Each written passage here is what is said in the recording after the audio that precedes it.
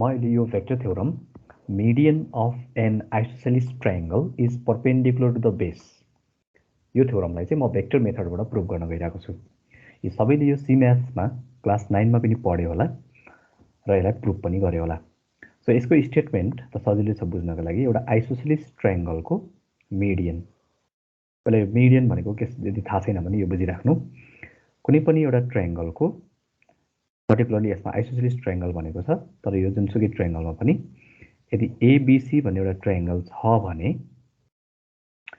If BC is the base BC कुनै एउटा side हो भने बीसी को बीसी लाई बाइसेक्ट गर्ने अथवा बीसी लाई इक्वल हाफमा डिवाइड गर्ने पोइन्टलाई हामीले के भन्छौं मिड पोइन्ट भन्छौं र यो मिड पोइन्टलाई यसको अपोजिट भर्टेक्ससँग जोइन गर्ने लाइनलाई we say median. This AM is median of triangle ABC. So median भनेको के रहेछ भने कुनै पनि ट्रायंगलको भर्टेक्सबाट अपोजिट साइडको मिड पोइन्ट जोइन गर्ने लाइनलाई हामीले के भन्ने मिडियन भन्ने। र मिडियन सधैँभरि यस्तो हुन जरुरी छैन, कहिलेकाहीँ अर्को भर्टेक्सबाट यसरी पनि ड्रा गर्न सकिन्छ। मानौ यो ट्रायंगल ABC छ भने if M is the midpoint, here, then BM is the median.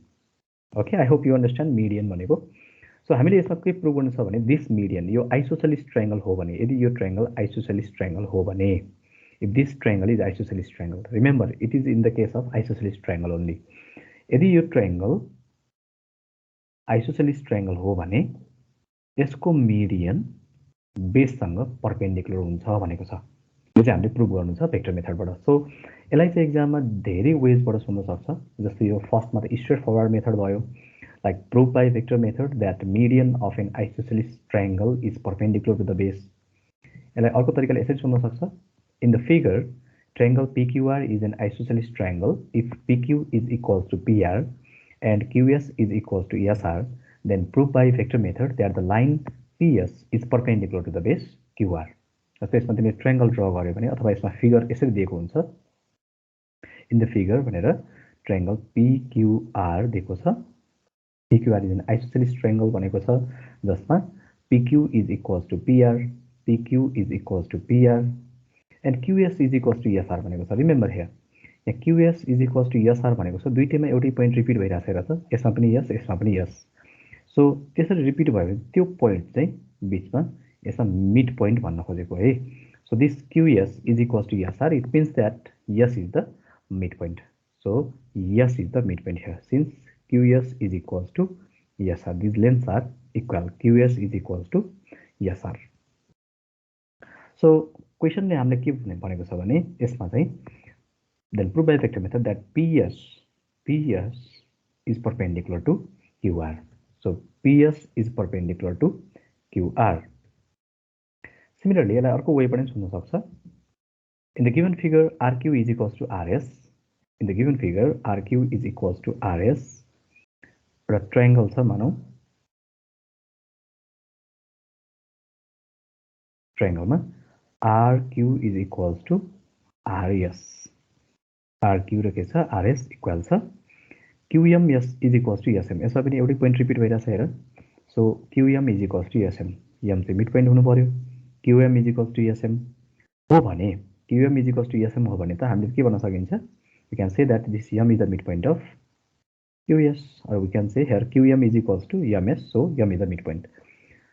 So यदि यसरी मिडपोइन्ट हुन्छ भने RM perpendicular to QS prove गर्न भनेको छ क्वेशनले, अथवा median RM is perpendicular to the base QS. So let's prove this theorem. Prove by vector method that median of an isosceles triangle is perpendicular to the base. Question यसो सोध्यो भने यसको लागि हामीले सुरुमा एउटा ट्रायंगल ड्रा गर्ने, एउटा आइसोसेलिस ट्रायंगल ड्रा गर्ने जसमा के हुनु पर्यो, दुईटा साइड के हुनु पर्यो, इक्वल हुनु पर्यो। So two sides are equal here. Okay, so let me suppose this triangle is triangle A, B and C. यो ट्रायंगलमा यदि M भन्ने point mid point of BC हो भने, यदि M भन्ने point mid point of BC हो भने then we have to prove that AM is perpendicular to BC. AM is perpendicular to BC. So यसको लागि के की पोइन्टहरु यो थ्योरमको के की पोइन्टहरु याद गरिराखौं कसरी प्रुभ गर्ने यसलाई. सो यसको एउटा प्लान बनाऊ. भेक्टरमा हामीलाई के थाहा छ भने दुईटा भेक्टर कति बेला परपेन्डिकुलर हुन्छ. दुईटा vector are perpendicular to each other if A vector dot B vector is equals to 0. अथवा यदि A vector dot B vector is equals to 0 then A vector is perpendicular to B vector. अब क्वेशनले clearly perpendicular छ भने prove गर्न भन्यो भने हामीले यसलाई नै युज गर्ने. अब यहाँ परपेन्डिकुलर कुन कुन गर्न भनेको छ हामीलाई AM र BC लाई परपेन्डिकुलर गर्न भनेको छ. So we have to prove that AM is perpendicular to BC. AM लाई केसँग परपेन्डिकुलर प्रुभ गर्नुपर्ने छ BC सँग परपेन्डिकुलर गर्नु छ.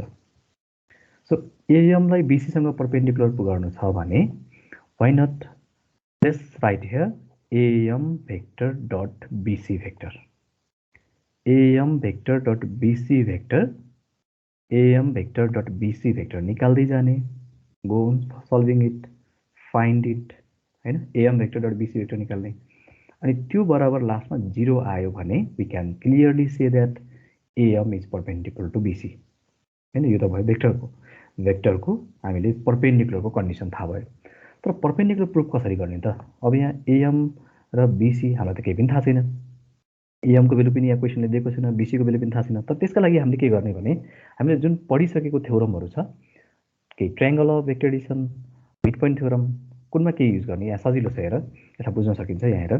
जस्तो यहाँ AM छ. AM भनेको ट्रायंगलको के छ मिडियन छ. So median सँग रिलेटेड थ्योरम छ हामीसँग mid point theorem. So find AM vector by using mid point theorem. By using mid point theorem. Mid point theorem use गरेर AM vector निकाल्ने. यदि यसमा हामीले mid point theorem युज गर्यो भने AM vector is equals to के हुन्छ भने त AB vector plus AC vector divided by 2 हुन्छ. ओके यहाँबाट मिड पोइन्ट थ्योरम युज गरेर AM भेक्टर निकाल्ने. सिमिलरली BC भेक्टर पनि निकाल्नु पर्यो. How to find BC vector. So BC vector निकाल्नका लागि BC भेक्टर भनेको बेस छ हैन. BC भेक्टर के छ बेस छ. सो यो BC भेक्टर निकाल्नका लागि एउटा साइड निकाल्नु पर्यो भने अर्को दुईटा साइडको टर्म हामीले कसरी निकाल्न सक्छौं हेर त. हामीले ट्रायंगल अफ भेक्टर एडिसन हामीले यो भन्दा अर्को थ्योरममा नि पढेको थियो. सो यसमा के गर्ने हामीले by using triangle law of vector addition. By using triangle law of vector addition. By using triangle law of vector addition use गरेर BC vector भनेको के हुन्छ हेर त. BC vector भनेको BA vector plus AC vector. Okay so यसरी AM vector पनि निकाल्ने अनि दुईटाको डट प्रोडक्ट निकाल्ने. AM vector dot BC vector निकाल्दै जाने अनि यसलाई एनी हाउ 0 बनाऊ.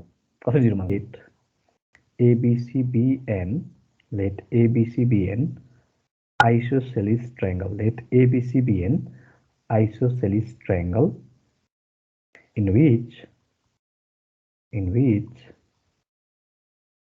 M is the midpoint of BC. In which M is the midpoint of BC.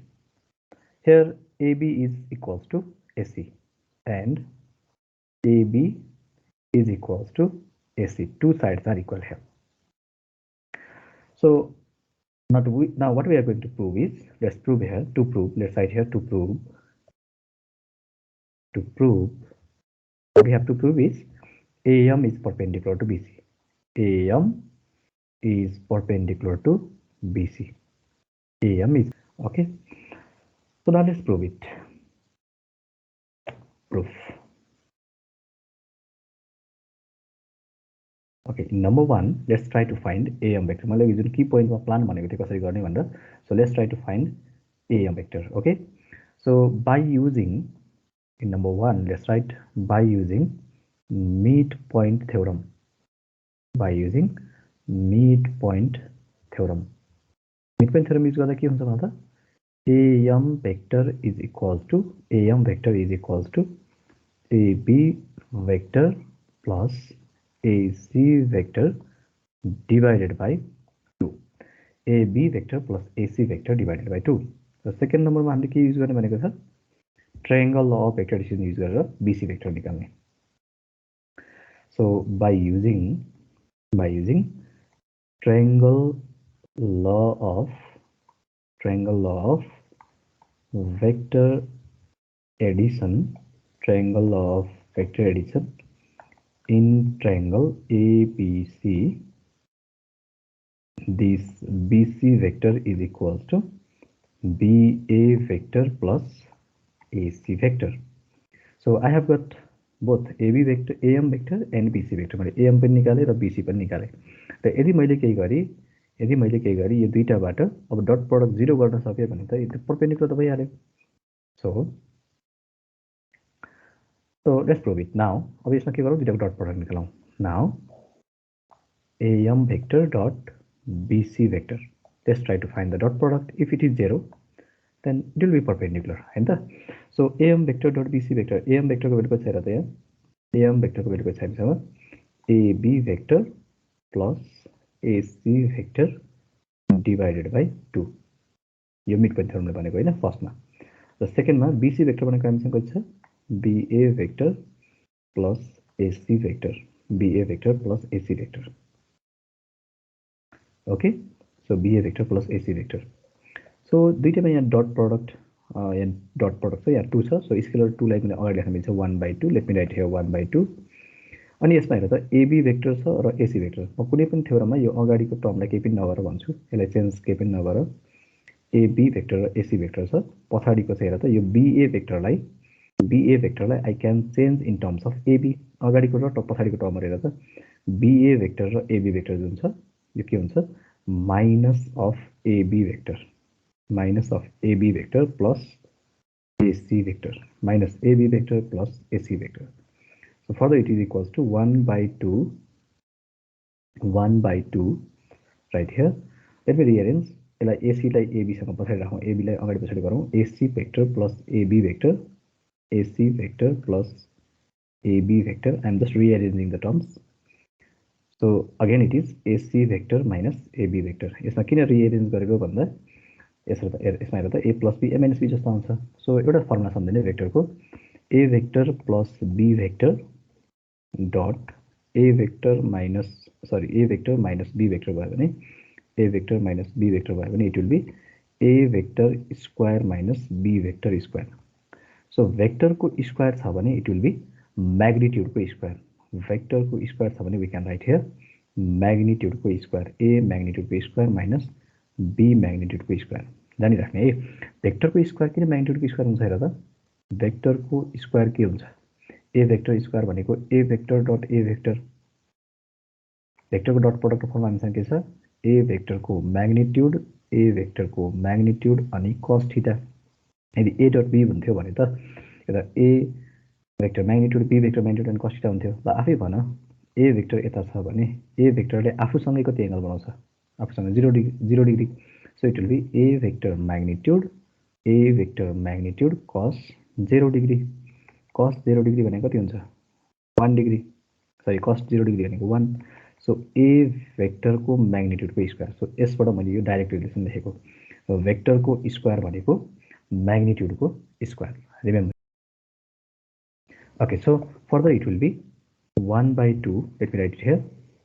Further it is equals to 1/2 AC vector को square minus AB vector square. AC vector square minus AB vector square.